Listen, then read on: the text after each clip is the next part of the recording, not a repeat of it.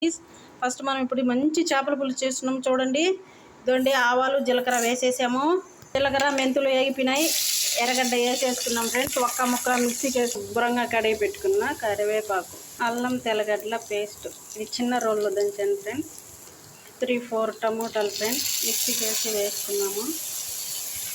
పసుపు ఫ్రెండ్స్, టమోటాలు అయి పసుపు వేసాం. కారం 2 స్పూన్స్ కారం వేసాం. 1.5 స్పూన్ ధనియాలు, 1.5 స్పూన్ ధనియాలు. చేపల పులుసుకి ఇలా నల్ల చింతపండు అయితే బాగుంటుంది ఫ్రెండ్స్. ఇద్దరు నేను తీసి జ్యూస్ వేసుకున్నాను చూడండి.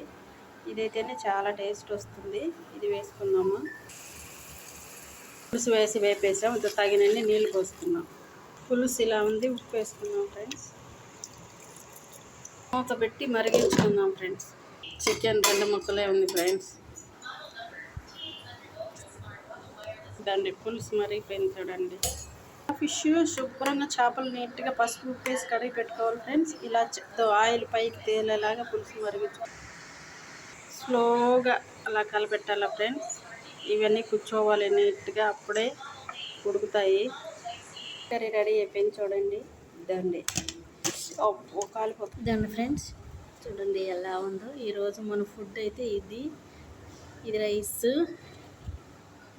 చూడండి. సూపర్గా ఉంది కదా. లైక్, షేర్, సబ్స్క్రైబ్ చేయండి ఫ్రెండ్స్.